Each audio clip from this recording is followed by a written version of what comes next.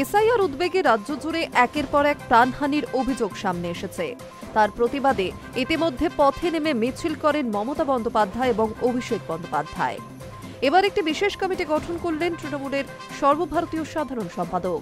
ওই কমিটির সদস্যরা এসআইআর আতঙ্কে মৃতদের পরিবারের কাছে যাবেন। আর্থিক সাহায্যেরও বন্দোবস্ত করা হয়।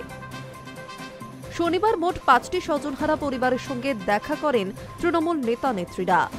গত 28 অক্টোবর আগরপাড়ায় নিজের বাড়ি থেকে প্রদীপ কর নামে এক প্রৌঢ়ের দেহ উদ্ধার হয়। সুইসাইড নোটও পাওয়া যায় সেখানে। ওই নোটেই উল্লেখ ছিল এসআইআর আতঙ্কের কথা।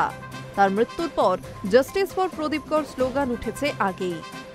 এদিন তার পরিবারের লোকজনের সঙ্গে দেখা করেন তৃণমূলের নেতা নেত্রীরা।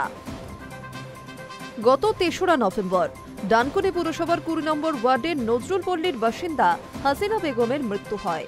2002 সালের ভোটার তালিকায় নাম না থাকায় আতঙ্কে ভুগছিলেন 60 ঊর্ধ্ব ওই মহিলা। তার পরিবারের সঙ্গে দেখা করেছেন তৃণমূলের নেতা নেত্রীরা। এসআইআর আতঙ্কে হুগলির শেওড়াফুলিতেও মৃত মহিলার পরিবারের সঙ্গে এদিন দেখা করেন জয়া দত্ত সহ স্থানীয় তৃণমূল নেতৃত্ব।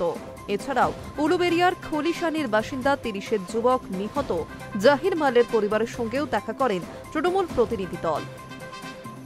অরূপ চক্রবর্তী সহ স্থানীয় তৃণমূল নেতৃত্ব স্বজনহারাদের সঙ্গে দেখা করেন। বলে রাখা ভালো, বারবার তৃণমূলের তরফে এসআইআরকে হাতিয়ার করে বাংলায় ভয়ের পরিবেশ তৈরির চেষ্টার অভিযোগ তোলা হয়েছে বিজেপির বিরুদ্ধে। একজন বৈধ ভোটারের নাম বাদ গেলে আন্দোলনে নামার হুঁশিয়ারি দিয়েছে তৃণমূল।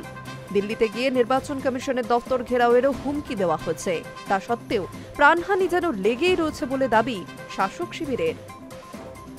High News network.